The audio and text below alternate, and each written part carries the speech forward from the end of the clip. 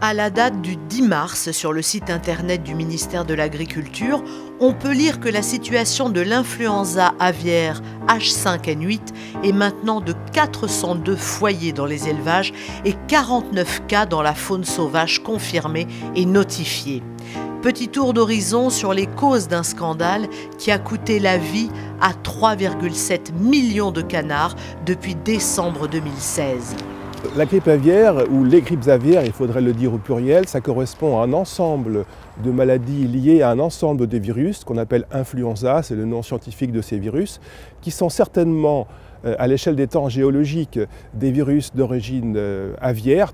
Et on a alors, pour les caractériser, deux molécules particulières, le fameux H et le fameux N. On en connaît une bonne quinzaine au niveau H, une petite dizaine au niveau N, et ça se combine depuis H1N1 jusqu'à, allez, j'arrondis, H16N9, et tout ça peut se combiner dans tous les sens. Certaines de ces souches, par rapport aux oiseaux, peuvent être extrêmement peu pathogènes. Les oiseaux les portent sans aucune conséquence apparente, et de temps en temps, ces mêmes souches avec les mêmes appellations deviennent extrêmement pathogènes, on dit hautement pathogènes, et ça peut tuer les oiseaux. Et il est probable que ce H5N8, qui existe par ailleurs sous des formes extrêmement peu pathogènes, a acquis quelque part un caractère de virulence. Et la virulence lui permet souvent, c'est pas toujours associé, mais parfois c'est associé, un caractère de diffusibilité, d'expansion, d'envahissement extrêmement important. Stéphane Le Foll, le ministre de l'Agriculture, a souhaité, pour empêcher la progression de la maladie dans les zones qui ne sont pas encore stabilisées, procéder à un dépeuplement, un bien joli mot, pour exprimer le génocide programmé des canards, malades ou pas.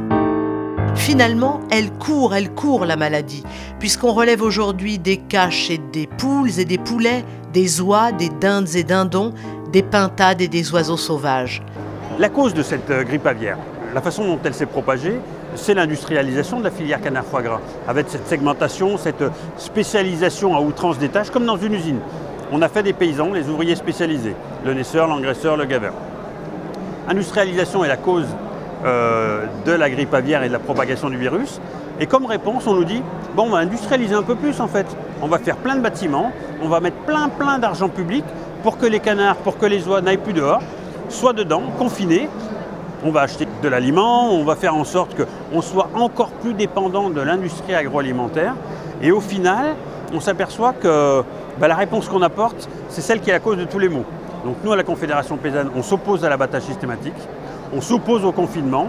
Je ne sais pas, Stéphane Le Foll, il annonce qu'on va tuer 600 000 volailles, toutes les volailles des Landes, on va les tuer. Oui, mais le virus, il est déjà dans les Pyrénées-Atlantiques. Il va déjà passer en Espagne. C'est un virus industriel. C'est un virus qui est véhiculé par les moyens de transport. On a l'impression qu'on met des mesures drastiques en place pour accompagner tous les tenants économiques, tous ces espèces de lobbies qui sont en train de dire mais non, mais arrêtez l'élevage en plein air, l'élevage à la grand-papa, ça va quoi. Maintenant, on va faire des usines, on va mettre des canards dedans et ça va plus rigoler. On a l'impression que ce lobby-là a infiltré le ministère de l'Agriculture, a infiltré la DGAL qui gère tous les problèmes sanitaires et que là, on est vraiment en train de servir de la grippe aviaire comme d'un prétexte pour mettre toute l'industrie, toute la production de foie gras au service de l'industrie agroalimentaire. On lit les mots suivants depuis le début de ce scandale.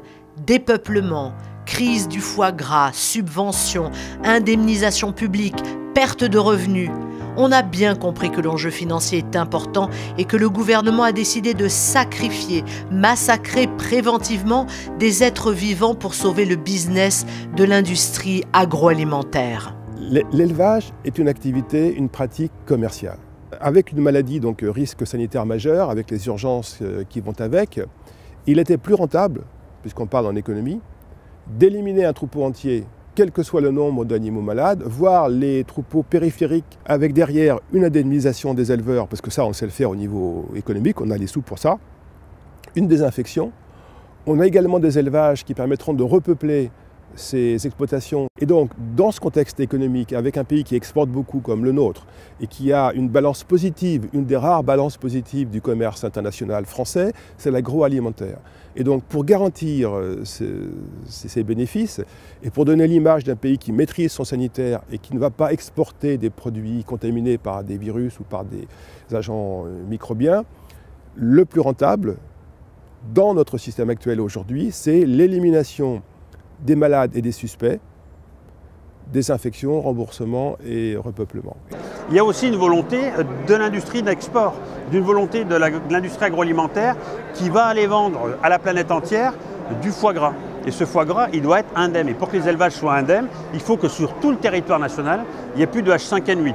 La solution qui a été choisie par le gouvernement, c'est de tuer l'ensemble des animaux qui sont susceptibles d'être contaminés. Et on fait une zone, il y a un cas, pouf, 3 km, on abat tout. Nous, il nous semble simplement qu'il faut regarder dans chaque élevage, faire le métier de paysan en fait. On regarde dans chaque élevage, il y a des animaux malades, on élimine l'élevage, il n'y a pas d'animaux malades, on continue de commercialiser. Après, si pour aller gaver l'industrie agroalimentaire qui va encore faire des montagnes de bénéfices en vendant du foie gras à l'export, il faut tuer tous les animaux, là nous on dit non. Non, au bout d'un moment ça suffit. Il faut respecter les éleveurs.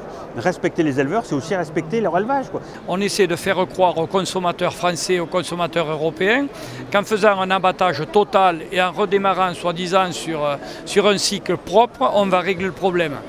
Mais justement, si on est dans cette situation aujourd'hui, c'est parce qu'on avait ce mode de production et ces solutions-là, ces arguments qui sont mis en avant pour continuer à être un grand pays exportateur, ça ne tient pas la route.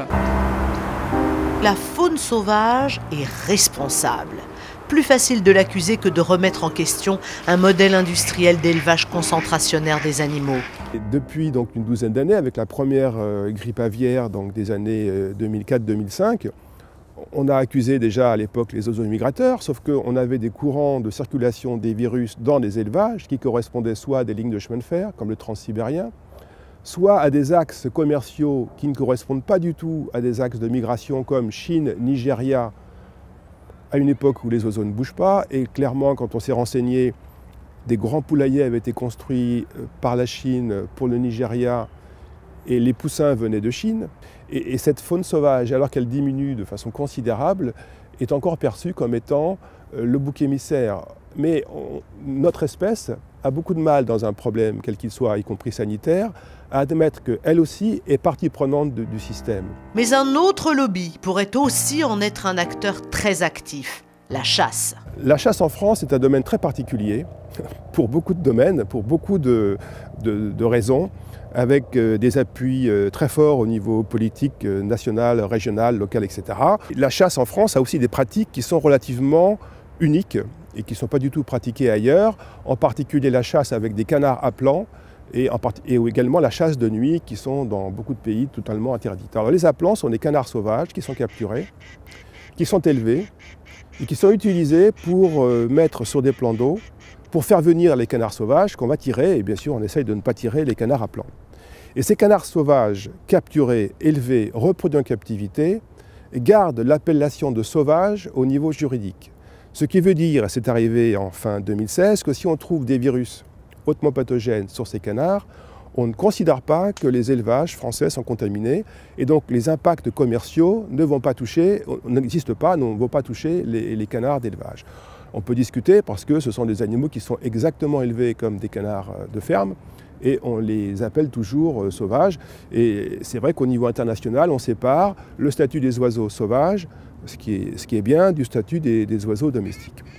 Et donc, s'il n'y a pas derrière cette pratique des vraies mesures de biosécurité comprises et acceptées, ça peut être une porte d'entrée mal maîtrisée qui pourrait contribuer à entretenir une circulation de virus non souhaités. Il y a eu un arrêté quand même qui a interdit l'usage des appelants suite à un fort lobbying de la fédération de chasse. Aujourd'hui, l'usage des appelants, même en zone à risque, en zone élevée, est autorisé. Et les gens se déplacent avec leurs canards dans les voitures pour les transférer de la zone donc d'exposition des appelants à l'élevage.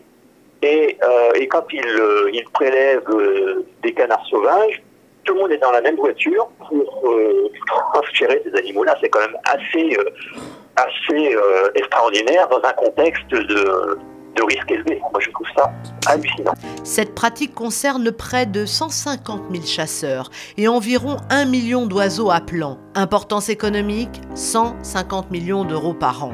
Alors que des contraintes sont imposées sur le déplacement des biens et des personnes, les chasseurs bénéficient d'un cadre dérogatoire qui leur permet de poursuivre leurs activités de chasse. Comment le simple plaisir de manger justifie-t-il de mépriser une vie, celle d'un être sensible qui ressent la douleur et la détresse? On prend soin tout au long de notre vie, tout au long de notre vie professionnelle, de nos animaux. C'est pas pour voir derrière des industriels faire n'importe quoi dans les abattoirs parce qu'il y a trop de cadence. Donc ne pas respecter les animaux jusqu'à la mort. Faire en sorte que dans les bâtiments, on augmente la capacité de stockage d'animaux, qu'on considère les animaux simplement comme des machines-outils au service d'une usine, qui sera une ferme-usine. Là, il y a vraiment quelque chose sur lequel on s'inscrit en totale opposition avec les autres syndicats agricoles. Oui, on est contre les fermes-usines, oui, la FNSEA nous le reproche, on l'assume quoi. On ne fait pas l'alimentation des gens dans des fermes comme dans des usines. On ne respecte pas les animaux de la même façon dans des fermes ou dans des usines. Disons au public comment ça se passe. Et ne cachons pas ça sous une fausse teinte de tradition, comme avant, de ma grand-mère, de mon grand-père. Non, non, disons comment ça se passe aujourd'hui. Est-ce qu'on doit toujours aller vers la course au rendement? Est-ce que c'est ça la seule motivation? Mais les consommateurs doivent suivre. Or, c'est vrai que dans un supermarché, on regarde souvent les prix des produits. Et pour différentes raisons, les gens aujourd'hui ne veulent pas augmenter le pourcentage de leur part alimentation dans leur budget par rapport à la part loisirs, ceci, cela, et plus personne ne veut remettre ça en cause, et donc on continue à vouloir ne pas payer très très cher pour sa nourriture. Écoutez, pour moi, la nutrition a toujours 3 dimensions. La première dimension, c'est une dimension de la santé humaine. L'autre, c'est une dimension éthique, c'est-à-dire la globale santé de la planète, des animaux, etc. Et puis la troisième, c'est une dimension écologique. Ne pas manger de viande ou manger beaucoup moins de viande, et de la viande de bonne qualité produite localement, par exemple par des animaux qui ont été bien traités, ça oui, en très petite quantité. Mais quand on a des productions de produits animaux en masse comme on l'a aujourd'hui, ça produit 20% du réchauffement climatique. Donc quand on mange, on a un impact direct négatif sur le climat. Et puis c'est une souffrance animale indescriptible. Par contre, vous avez des protéines végétales qui sont par exemple toutes les légumineuses. Je pense que les personnes qui sont véganes peuvent avoir une vie très équilibrée et certainement une meilleure santé, si elles le font correctement, bien sûr. Mais ça dénote au fond un désir de changement et de ne pas rentrer dans cette espèce d'alimentation aberrante d'aujourd'hui. Romain Gary, en 1968, a écrit « Lettre à l'éléphant ». Monsieur est cher éléphant. Il n'est pas douteux non plus que votre disparition signifiera le commencement d'un monde entièrement fait pour l'homme. Mais laissez-moi vous dire ceci, mon vieil ami. Dans un monde entièrement fait pour l'homme, il se pourrait bien qu'il n'y eût pas non plus place pour l'homme.